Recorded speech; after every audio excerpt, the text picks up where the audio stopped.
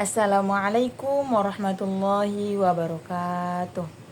Hai teman-teman, kembali lagi dengan saya Nuril Lestari dari jurusan Pendidikan Bahasa Arab semester 2. Di sini saya akan menjelaskan tentang apa itu filsafat pendidikan Islam.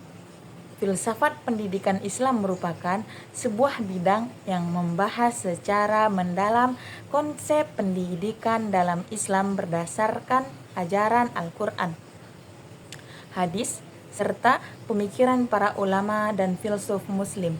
Filsafat ini tidak hanya berfokus pada aspek intelektual, tetapi juga pada pembentukan karakter, moralitas, dan spiritual manusia agar mampu menjalani kehidupan dengan seimbang antara dunia dan akhirat.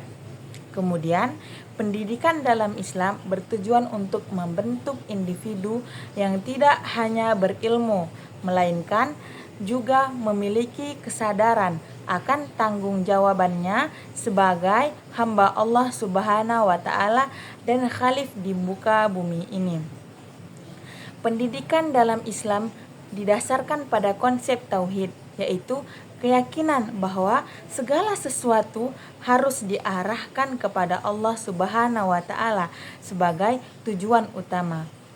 Kemudian, pendidikan bukan hanya sekedar proses akademik, tetapi juga bagian dari ibadah yang bertujuan untuk menggentarkan manusia menuju kesempurnaan diri sesuai dengan nilai-nilai Islam. Hakikat pendidikan dalam Islam terletak pada pembentukan manusia yang paripurna, yaitu manusia yang memiliki keseimbangan antara akal, hati, dan amal dalam menjalani kehidupan. Tujuan utama pendidikan Islam adalah mencetak individu yang bertakwa, berilmu, dan berakhlak mulia.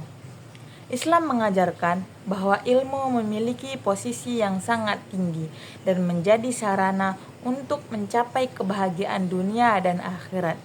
Pendidikan dalam Islam juga bertujuan untuk membimbing manusia agar mengenali dirinya sendiri dan Tuhannya, sehingga mereka mampu menjalani kehidupan sesuai dengan fitrah yang diberikan Allah. Pengembangan potensi manusia menjadi aspek utama dalam pendidikan Islam, di mana manusia didorong untuk mengoptimalkan akal, hati, dan fisiknya demi kebaikan diri sendiri dan masyarakat. Selanjutnya, sumber utama filsafat pendidikan Islam adalah Al-Quran, di mana Al-Quran ialah yang memberikan pedoman utama dalam memahami hakikat ilmu dan pendidikan dalam Al-Quran. Seperti perintah pertama yang diturunkan kepada Rasulullah SAW dalam surah Al-Alaq ayat 1-5 yang menyuruh manusia untuk membaca dan mencari ilmu. Hadis juga menjadi sumber penting dalam pendidikan Islam, karena Rasulullah SAW memberikan contoh langsung bagaimana pendidikan khususnya dilakukan dalam kehidupan sehari-hari. Selain Al-Quran dan hadis, ijtihad para ulama dan pemikiran filsuf muslim seperti Al-Farabi, Ibnu Sina, Al-Ghazali, dan Ibnu Khaldun turut berkontribusi dalam merumuskan konsep pendidikan yang sejalan dengan prinsip-prinsip Islam. Sejarah dan tradisi pendidikan Islam juga menjadi sumber yang penting, terutama dalam melihat bagaimana pendidikan berkembang dalam peradaban Islam.